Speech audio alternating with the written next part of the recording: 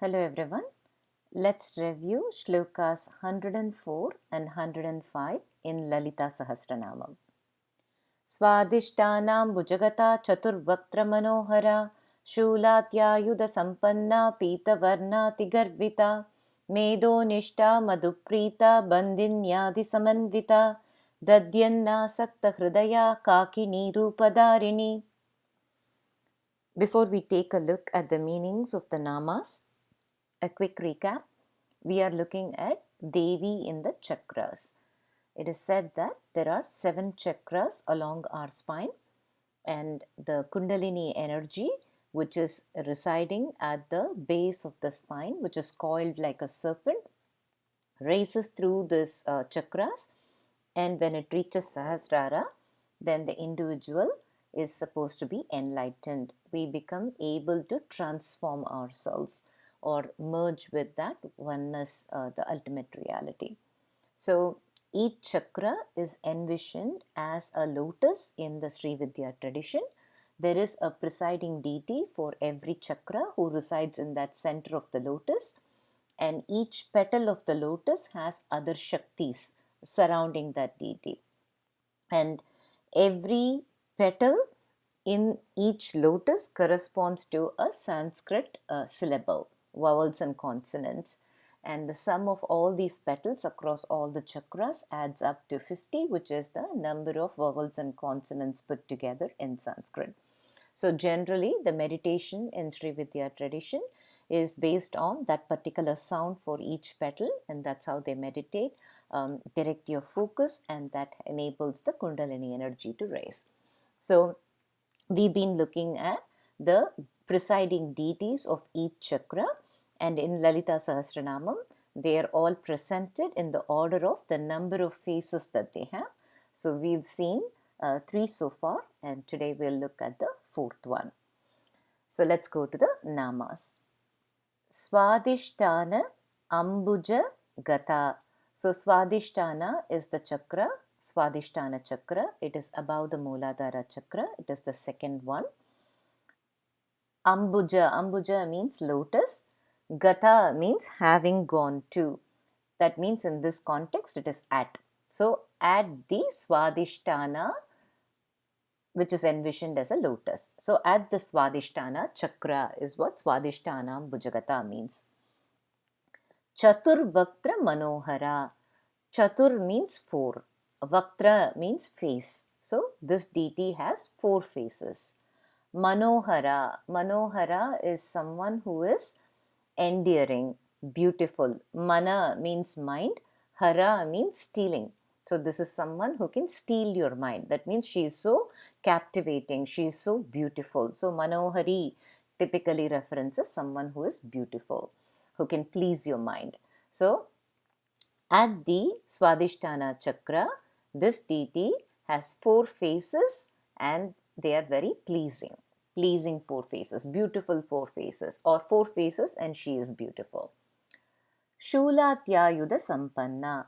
śūlādyāyudha sampannā. Śūlam means the trident. Adya means others. So trident and others. Ayudha means weapon.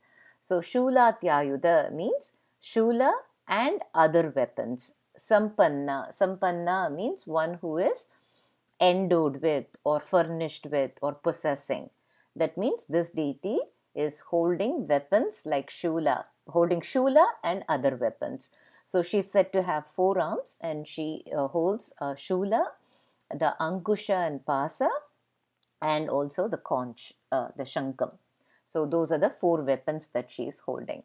So śūlādyāyudha sampannā means one who is holding Shulam and other weapons. Pītavarṇā. Pīta means yellow. Varnam means color. In this context, it is complexion. So Pītavarṇā means she has a golden complexion. See, she has a golden color. She is fair-skinned. So she has a yellow complexion. So we've seen in the other shlokas, Raktavarna, Shyama, we saw that red-skinned or dark. Now this one is someone who's very fair. So yellow complexion. Tigarvitā. Ati means more. Garvam means pride. Tigarvitā means one who is very proud. Garvam can also be interpreted as dignified. So you can think of that as very dignified. So she is someone who is very proud. And it is actually suitable because if you look at svādhiśhṭhānā chakra, svādhiśhṭhānā can be split into sva, adhisthana.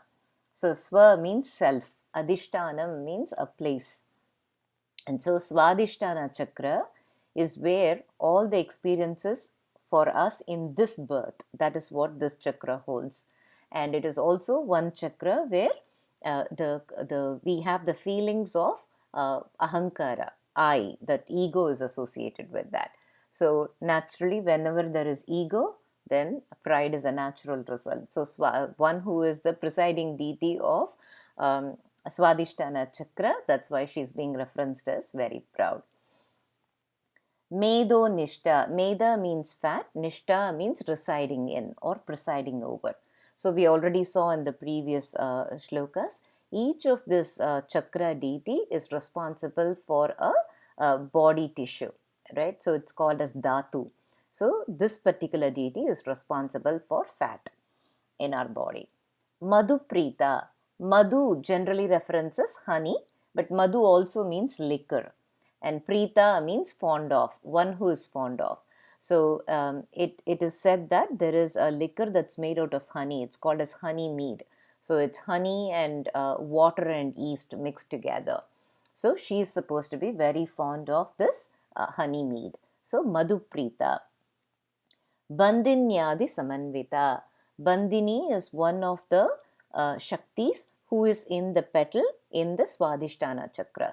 The svādhiśhṭhānā chakra is envisioned as a lotus with 6 petals. So there are 6 other Shaktis who are around that, and this starts with the Shakti called Bandini. Bandini Adi Samanvitā. Beginning with Bandini, Samanvitā means surrounded by or associated with. So she is associated with Bandini, starting with Bandini, or she is surrounded by Bandini and other Shaktis. Dadhyannāsakta hṛdayā. Dadhyannāsakta hṛdayā. Dadi means curd. Annam can be thought of as cooked rice or in general food. Sakta. Sakta means attached to or engaged with. Hṛdayā means heart. So her heart is attached to food that contains curd. So dadhyannāsakta hṛdayā means she is fond of food that is cooked with curd or food that contains curd. Or we can say she is fond of curd rice. So cooked rice mixed with curd, you can say she is fond of curd rice. So you can interpret it as fond of curd rice or fond of food containing curd. So who is she? ḍākinī. The name of the deity is ḍākinī. ḍākinī rūpadhāriṇī. So she is in the form of ḍākinī. ḍākinī is the name of the deity. Rūpa means form. Dhāriṇī means bearing. So she is bearing the form of ḍākinī. So all of these deities are nothing but a emanation of Lalita. So in this particular chakra, she is in the form of ḍākinī. So residing at the svādhiśhṭhānā chakra, one who has 4 faces that are very pleasing, and one who holds shūla and other weapons, one who is golden complexioned, one who is very proud, one who is presiding in the fat, and one who is fond of the honey mead, and one who is surrounded by Bandini and other Shaktis, one who is fond of food containing curd or yogurt. She is ḍākinī. So that is the meaning of this particular, these 2 shlokas. Now let's look at a story related to the nama dadhyannāsakta hṛdayā. So this is a story about someone who was fond of curd, who was fond of butter and all the milk products. So that's none other than Krishna. So let's look at a story related to him. So as we all know, Krishna grew up in Ayarpadi. So in Ayarpadi, the primary job for all of those people, it is a cowherd clan. So they have lots of cows and they all raise those cows and they milk the cow. From the milk, they convert it into curd, and from the curd, they will churn butter. and selling that curd and butter was the primary way they made their living. And so all the gopis in every house in that village, that was the primary thing. So the gopis all did, it's a lot of work for them to milk the cows, convert it into curd, curdle it, and then churning the curd so that the cream separates from it and making it into butter. That was all a process. So that was a lot of work for them. And as we all know, Krishna and his friends always went around to every house and they stole the curd and the butter. So that's why he is also called as Navanita Chora. So all these gopis were very frustrated that Krishna was always stealing all the things. He brought a whole bunch of friends. And they used to go and complain to Yashoda. But Yashoda is someone who is extremely fond of her son. She is like so totally helpless with her son. She loves him so much that she never used to believe. Whenever these gopis come and say that your son came and stole, she'll say, no, that my son doesn't do like that. It is said that Nandagopa owned 900,000 cows. So whatever curd, butter, everything is needed, milk, everything, it's there in their house. So for her, it is like, you guys are unnecessarily blaming my son Krishna. Yeah, he's not like that. He's a very sweet guy. He's a very sweet boy. He wouldn't do such things. So Yashoda would never believe. And frequently all these gopis will come and say, he came and broke the pot, he did this, he did that, but she will never believe. And one day she got very mad and she said, you know what, if you guys are so upset that something broke, I don't even know what broke, why don't you all go tie all your pots up in the ceiling? So that way my son is very small, he is very young, he can't reach all the way up there. So why don't you go tie? You don't take care of your pots very well and someone breaks it and you're all coming and blaming my son Krishna. So then all these gopis realized that it is going to be very difficult to convince Yashoda that her son is stealing. The only way to do it is to catch Krishna red-handed while he's stealing. Only then Yashoda will believe. So, but they also listened to what Yashoda said. Yashoda is the wife of the king, right? So Nandagopa is the chief of that particular tribe. So they listened, and so all the gopis started to put all the yogurt pots in near the ceiling. So they'll hang a rope from the ceiling and they'll place the biggest pot down, then on top of it will be the next size, so on, like that. And the bigger pots will contain the yogurt and then curd, and the smaller ones where they have separated the butter, they'll put it in the smaller pot. So that's how it will all be there. But all these villages also thought, you know what, we should catch Krishna red-handed. So what they did is they tied a bell to that hanging pots. The idea was, if somebody touched it, immediately the bell will ring, they can catch that person right away. So that was the plan. So all the gopis did this, and Krishna, as usual with his friends, went to the gopis' house to try and get the butter. And this day he went along with his friends, and when he pushed open the door easily opened. They found that in every house it was like that, the doors easily open.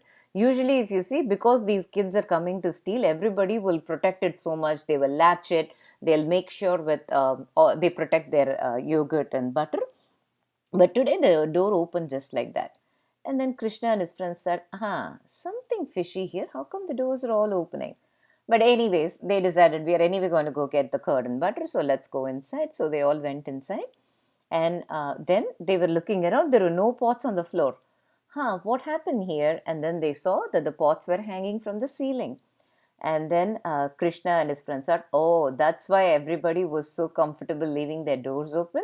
Now the pots are all hanging up. They think we can't reach it. So immediately Krishna had a plan. So with all the boys, they formed a human pyramid. So the boys who were stronger and bigger, they were at the bottom layer. Then the next set of boys climbed up on them, and then the next set of boys climbed up on them, and finally Krishna was able to go above all of them. So that became a human pyramid, which was the ladder. And because of this, Krishna was able to reach all the way at the top, and he was now able to reach all the pots that were hanging from the ceiling. And then as he went close to that, he realized that there was a bell hanging from the pot. And so he realized, now they've made plans to catch me also. So then Krishna looked at the bell and said, Bell, just stay quiet, don't make any noise. I'm going to take the yogurt and the butter and me and my friends are all going to eat. You have to stay quiet. If you make noise, they'll come and catch me. So don't make any noise, stay quiet. So the bell agreed. Bell said, okay, Krishna, I won't make any noise. So then Krishna takes all the small pot first and then passes it down, takes the next pot. Now all the pots have come down. And Krishna is always very kind to his friends. And if you can see, his friends are all belonging to the cowherd family. They are not as rich as the chief of the cowherd clan. So he wants to make sure they also get yogurt and butter. That's why he's taking everything. So first thing, he distributes it to all his friends, and so they are all eating. And now finally it was Krishna's turn to eat. So he took the butter and he put it in his mouth. The moment he put the butter in his mouth, the bell started ringing. Krishna was so surprised. He said, hey, I told you not to make a noise. Why did you make a noise? And then the bell immediately said, Krishna, I didn't mean to tell on you. It was not like I didn't do this with the intent to alert other people. But when God is eating, it is a habit for me to ring. And when when we offer something to God, the bell rings, right? So this is a habit. And when I saw you eating, I was overwhelmed with bhakti. And overwhelmed with bhakti, I didn't know what I was doing. I did what I normally do when you eat. I just drank. So I'm very sorry, I didn't mean to tell on you, but out of bhakti, I did that. And Krishna understood, but regardless, by then the deed was done. So all the gopis who were around, they all rushed in, and now they saw Krishna with butter in his hand, all his friends around. That's it. This is the time that they were all waiting for. So they dragged Krishna, they took him to Yashoda. So they caught him red-handed, rather white-handed with the butter. So they take him to Yashoda, and now they're telling Yashoda, see, every time we told you your son comes to steal, you never listen to us. Now you look at your son. He came to our house, and like you said, we tied everything up at the top, but still your son is coming, and he formed a human pyramid, and he got this pots, and now they're all eating. So at least now do you believe that we were always telling you the truth? Now Yashoda is very upset with Krishna. He is the son of the king of that particular Ayarpadi, and there are 900,000 cows in their house. If only he wanted butter, and he's the favorite child, he's like so special. If he wanted something, Yashoda would go to any limits to try and get whatever he wants. But he's going around stealing butter in everybody's house. And so Yashoda is feeling really embarrassed as well as upset that this kid is behaving like this. So she takes a stick and chases him around. And Krishna is now running around because his mom is coming with a stick. And now when he is running, Yashoda sees that there is fear in Krishna's eyes. Of course, Krishna is an excellent actor, so he has fear in his eyes. And this is a mom who's so fond of her child. She is like completely helpless against one smile with her child. Now that child is scared of her. So immediately Yashoda thinks, oh my gosh, my son is getting scared. I don't want to scare him. But at the same time, she doesn't want to be the mother where the whole village is coming and complaining against her son. If she says, no, dismiss it, then that would be a very bad way to bring up a child. So now Yashoda is thinking, how can I tell my son that what he did is not okay, but at the same time, I don't want to scare him. So what should I do? Then she thinks, you know what, let me do this. I will tie him, so that way he will not be able to move, and that will teach him a lesson that next time you do something like this, I will tie you. And it is a common thing. Sometimes if the kids are very mischievous, people tie them. So she decides that she will tie, and there is a mortar close by. She decides to tie him to that mortar. And so she got some rope, and then she tied Krishna around that. So around his stomach, she tied the rope, and she tied him to the mortar. When she was trying to tie, the rope was 2 inches shorter. And so she thought, oh, this rope is not enough to tie Krishna, so let me go get extra rope. So she went and got extra rope, tied it to the original one, made that a bit long, and then she tied. The rope was again 2 inches shorter. Then she got a little bit more rope and tied it. Again, the rope was 2 inches shorter. Every time she adds to the rope, she lengthens it. No matter what she does, the rope is always 2 inches short. And so now Yashoda is getting very tired. Now all these gopis who came to complain about Krishna, they all forgot that they came to complain about Krishna. Seeing Yashoda trying to tie Krishna and the rope not being enough, Everybody ran to their house and they all brought ropes. So everybody is tying, they're lengthening the rope. No matter what they do, the rope is always 2 inches short. And so Yashoda is getting now very stressed out. She is not able to manage this. And seeing his mother get very upset, Krishna agrees to bind himself. And Yashoda doesn't know. For Yashoda, this is her child. It is a part of herself. It's an extension of herself. But what we all know is Krishna is none other than that Parabrahman. There is nobody in this entire world who can control this Parabrahman. That Parabrahman is limitless. Nobody can control it. It can be anywhere, everywhere. It's everything. The only way we can control that Parabrahman is through bhakti. Only through bhakti that Parabrahman agrees to bind itself. And if you see, there are different ways to approach God. And you can approach God as God is our parent, or you can approach God as God is your child, or you can approach God as God is your friend, or you can approach God as God is my spouse. Those are all different, and we have so many examples of people who have approached God in this way. And if you see the approaching God as a child, there is nobody better than Yashoda. That Vatsalyam is extreme. And Krishna feels that, and because of that love that she has towards him, and even when everybody is complaining, she is worried about him being scared. So that love made Krishna want to agree to be bound. So then she ties him. Finally, they tie him, and he is tied to the mortar. And from there, I think most of us know the story.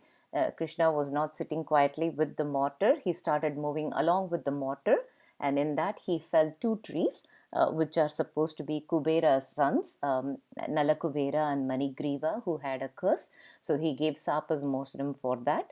And then Mother Earth was so happy. Krishna is such a special child there. He's so celebrated.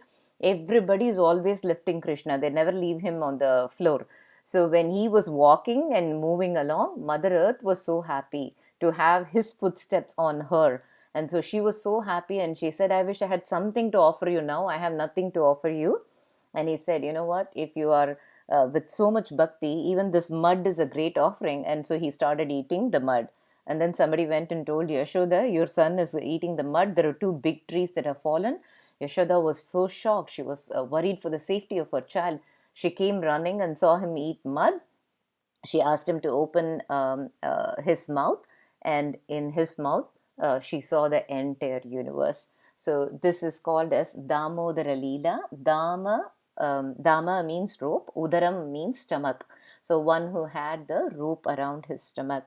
So it is a very popular Krishna Leela. So it's called as Damodara Leela. And if you see, even now in northern India, they celebrate what's called as Dahi Handi festival. So Dahi Handi is celebrated around Krishna Janmashtami. And so what they do is they hang a pot containing yogurt, butter, and sometimes even bounty, and they hang it from the top. And young boys will form a pyramid, and then they will reach the top. So that is something that they all celebrate, which is in remembrance of the Krishna Leela of him stealing the butter. So that is a thing that is associated with the dahi.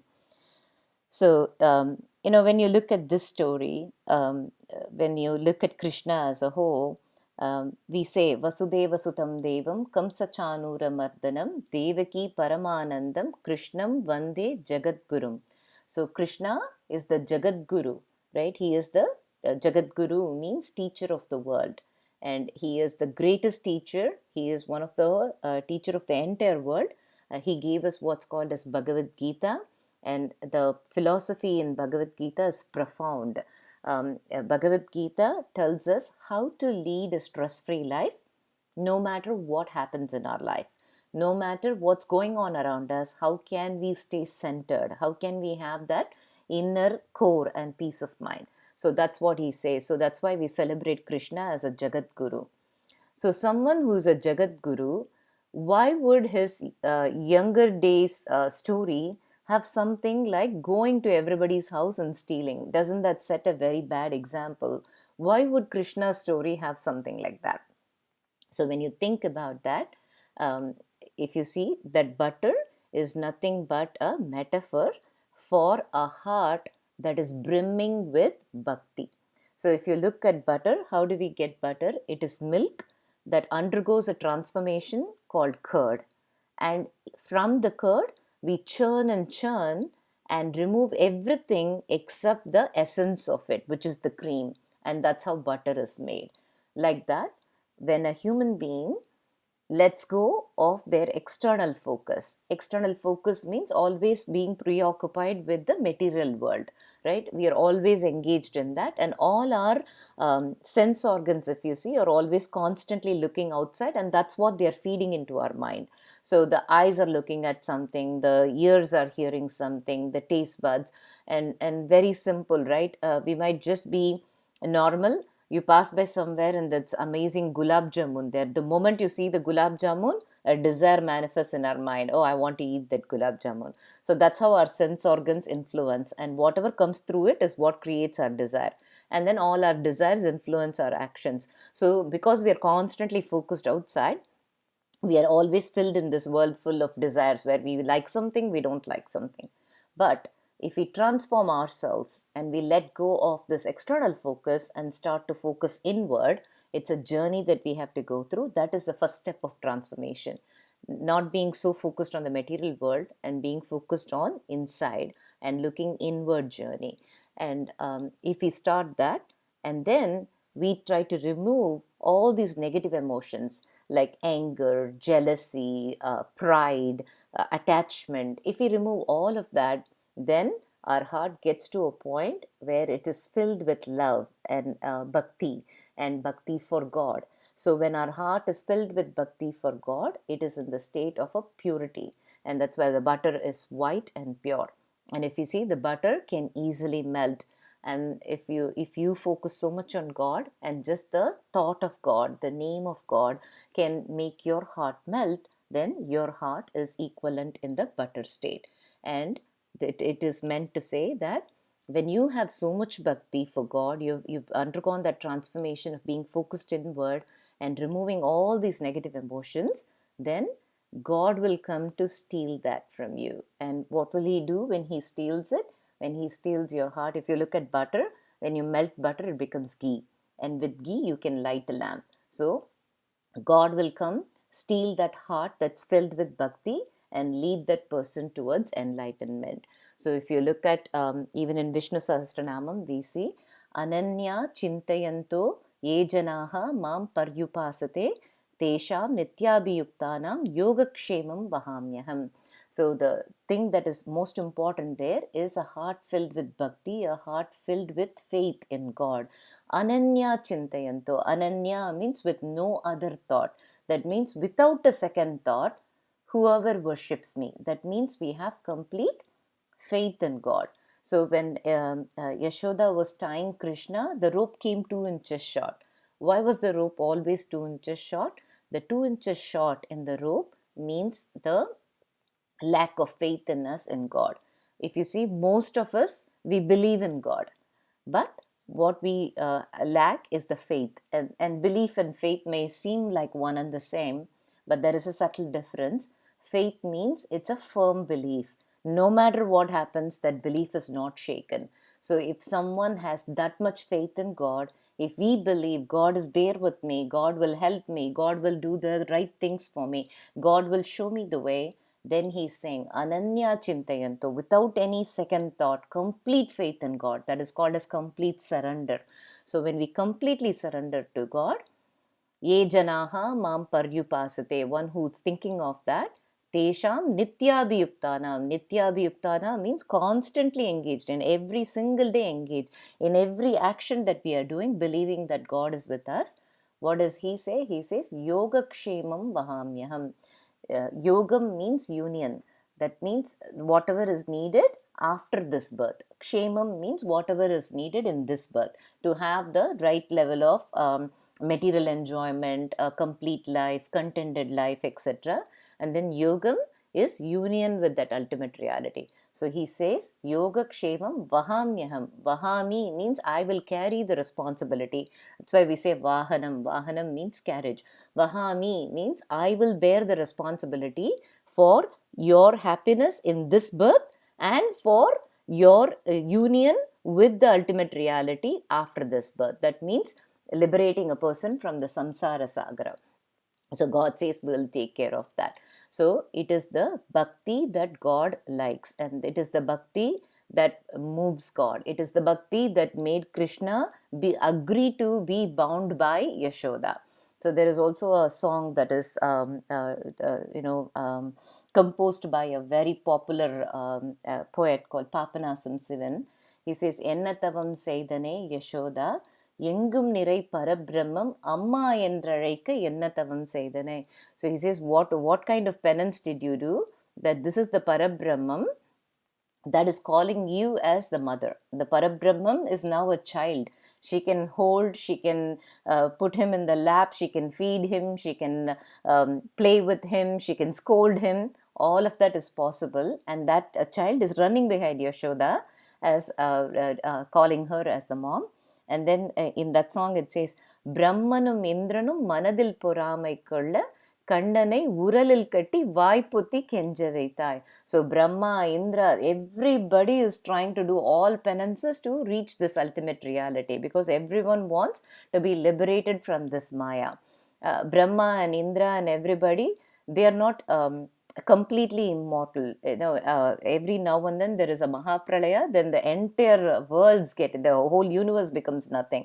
So they are also subject to that, although they are not subject to death like our human beings. They are also subjected to it. So everybody's intent is to become one with this ultimate reality. So they are all trying everything possible, but this Yashoda, that ultimate reality, she is able to tie him to this mortar, and he is begging, mom, please let me go, I won't do this again. The ultimate reality is asking. And also that says, Sanakadiyar தவமிருந்து வருந்தி சாதித்ததை புனிதமாதே நீ எளிதில் சாதித்திட என்ன தவம் செய்தனை. All the rishis, everybody is undertaking all this penance only to be one with this ultimate reality. But Yashoda had that. She had that. It was because of her bhakti. So that's why we call Krishna Navanita Chora, but that butter is a metaphor for a heart that is filled with bhakti. And that's why we also call him Chitta Chora. When our heart is pure like butter, white in color, that means we have removed all these negative emotions and we are so filled with bhakti. Just the thought of God, just the chanting of God's name will make our heart melt and be overwhelmed with that emotion called bhakti. Then without us doing anything, God will come to us and He will show the path for enlightenment. He will show the path for prosperity. He will show the path for everything good, for overall well-being. So that's why we call him Chitta Chora. That's all for today. Thank you.